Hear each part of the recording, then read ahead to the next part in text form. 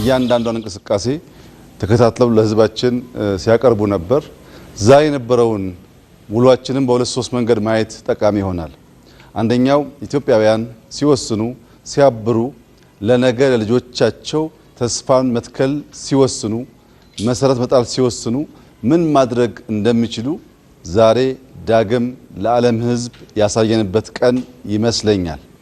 ይህኛ ያሳካነው ድል በብዙ ሀገራት ሊታሰብ ይችላል። በቀላሉ ግን ሊከወን አይችልም። 26 ሚሊዮን ሰው ምንም ገንዘብ ሳይከፈለው አብዛኛው በዝናብ ውስጥ ሙሉ ቀን እየተከለ መዋል በዋዛ ፈዛዛ ሊተገበር የሚችል ተግባር አይደለም። ይህንን ታላቅ ተግባር የፈጸመውን መላውን የኢትዮጵያ ህዝብ በታላቅ አክብሮት ማመስገን እወዳለሁ።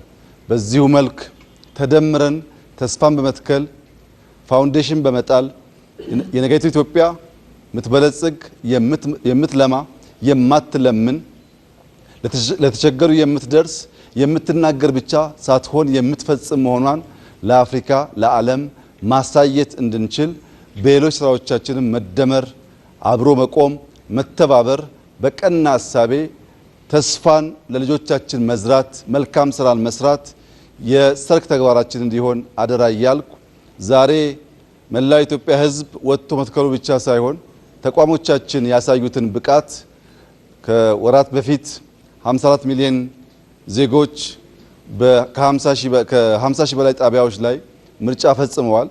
ዛሬ ደግሞ ኦልሞስት በሁሉም አካባቢ ማለት በሚቻል ደረጃ 26 ሚሊዮን ዜጎች ወጥተው ሲተክሉ በየቦታው የሚዲያ ሙያተኞች፣ የአይ ሙያተኞች፣ የግብርና ሙያተኞች፣ የግብርና ኤክስቴንሽን ሙያተኞች፣ ሌላ በበጎ ፍቃድ ማገልገል የሚፈልጉ ወጣቶች ተሳትፈውበታል። ስታዩ እንደዋላችሁት አዛውንቶች፣ አሮጊቶች፣ ወጣቶች፣ አካል ጉዳተኞች፣ ህፃናት፣ ሴቶች፣ ወንዶች ኢትዮጵያውያን በሚያስደንቅ ብርታትና ብቃት ሀገራቸውን ለማልበስ ተስፋን ለመትከል ሙሉ ቀን ያሳዩት ተጋድሎ ያሳዩት ጀግንነት ለኛ ከፍተኛ ሞራል ከፍተኛ ተስፋ የሰጠን ስለሆነ ህዝባችንን በድጋሚ እንዳመሰግን ይፈቀድልኝ። መላው የኢትዮጵያ ህዝብ እንኳን ደስ ያላችሁ። ባለፉት ጥቂት ወራት የዘንድሮውን የግሪን ሌጋሲ ተስፋን መትከል አለብን ካልንበት ቀን ጀምሮ እስከ ዛሬ 6.5 ቢሊዮን ገደማ ችግኝ ተተክሏል። ቀሪው 1.5 ቢሊዮን በቀሪው ወራት የሚፈጸም ይሆናል።